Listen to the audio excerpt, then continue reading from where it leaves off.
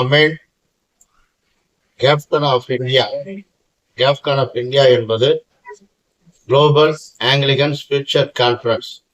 இது 2008 உருவாக்கப்பட்டதை நமது இந்தியாவில் 22 பதிவு செய்யப்பட்டுள்ளது.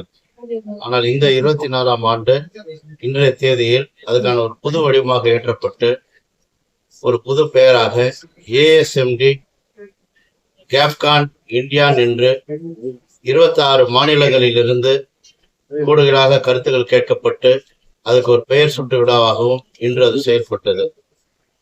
இதிலிருந்து ஏஎஸ்எம்டி ஹரிசன் சைன் மிஷனரி டைசஸில் ஒரு பேட்டனாக எங்களுக்கு ஆவிக்குரிய தகப்பனாக இருந்த ஐயா ஜான் சத்யகுமார் ஐயா அவர்களை ஆங்கிலிக்கனில் இருந்து ரிட்டையர் ஆகும் தருவாயில் இருக்கும் சூழ்நிலையில் எங்களுடைய ஸ்தாபனத்துக்கு அவரை பேட்டன் என்று அனைவரும் ஒருமனதாக தீர்மாற்று இன்று அறிவிக்கப்பட்ட இந்த நாளில் உங்களுக்கு தெரிவிக்க நாங்கள் முன்வருகிறோம்.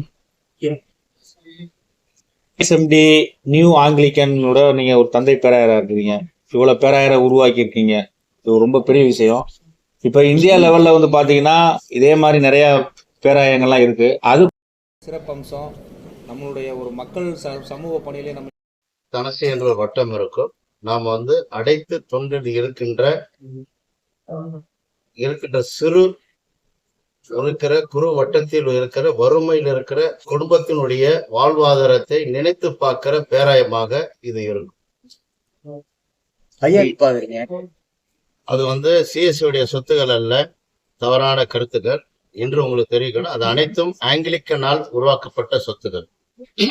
அவங்க 1947 உருவாக்கப்பட்டதினால் அதை பராமரிக்க வந்த அந்த ஸ்தாபனம் தான் அது.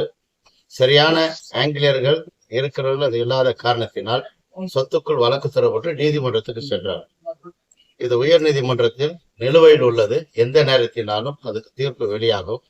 நாங்கள் அதை பற்றி கருத்து சொல்வதற்கு இந்த ஏஎஸ்எம்டி ஸ்தாபனம் விரும்பவில்லை. அனைத்து மாநிலம் இருந்ததனாலதான் 28 மாநிலத்திலிருந்து இந்த கருத்தரன் கூடுகையில் வந்திருந்தார்கள். அப்பொழுது உருவாக்கப்பட்ட 21 துவங்கப்பட்டு அன்று நான் கோர்னட்டாக இருந்ததினால் இன்று முன் ஒரு ஆங்கிலிக்கனுக்குள் இது இருக்கக்கூடாது, உலக அளவிலான கிறிஸ்தவர்கள் ஒற்றுமையோடு செயல்பட வேண்டும் என்பதற்காக ஏஎஸ்எம்டி கேப்கான் இந்தியா என்று இந்நாளிலிருந்து அது அறிவிக்கப்பட்டது. இந்த கருத்தரங்கத்தில் இதில் உள்ள கிறிஸ்தவர்களுடைய சூழல்களை குறித்து தெரிவிக்கப்பட்டது. ஒவ்வொரு இடத்தில் இருக்கிற மதமாற்று சட்டத்தை குறித்து சொன்னார்கள். ஊழியர்கள் தனியாக இருக்க முடியல என்று சொன்னார்கள். கடைசியில் ஒரு ஊழியன் ஒரு இடத்திலிருந்து பிறக்கிறான், மறு இடத்தில் அவன் இருக்கும்போது கிறிஸ்தவன் என்று அடக்கம் செய்ய முடியாத சூழல் இருப்பதனால் இதையும் பாரத பிரதமர் அவர்களிடம் வலியுறுத்ததாக தீர்மானம் நிறைவேற்றப்பட்டது. இப்போது என்ன என்று சொல்லுகிற அளவு தைரியம். ஏனென்றால் நலவாரியம் இல்லை. இந்த நலவாரம் அமைத்ததனால் எந்த பயனும் இல்லை. இப்போது புதிதாக ஒரு அமைச்சர் இருக்கிறார், சிறுபான்மை அமைச்சர். அவரை சந்திக்க இருக்கிறோம். ஒரு வீட்டில் அல்ல, முறையான அனுமதி பெற்று தலைமைச் செயலகத்தில் சந்தித்து எங்களுடைய இன்று எழுதப்பட்டுள்ள போதகர் நலவாரியத்தை அமைத்தால் தமிழகத்தில் 1,20,000 போதகர்கள் ஊழியர்கள் குடும்பம் முன்னேற்றப்படும் என்றதை வலியுறுத்ததாக நாங்கள் சொல்ல இருக்கிறோம்.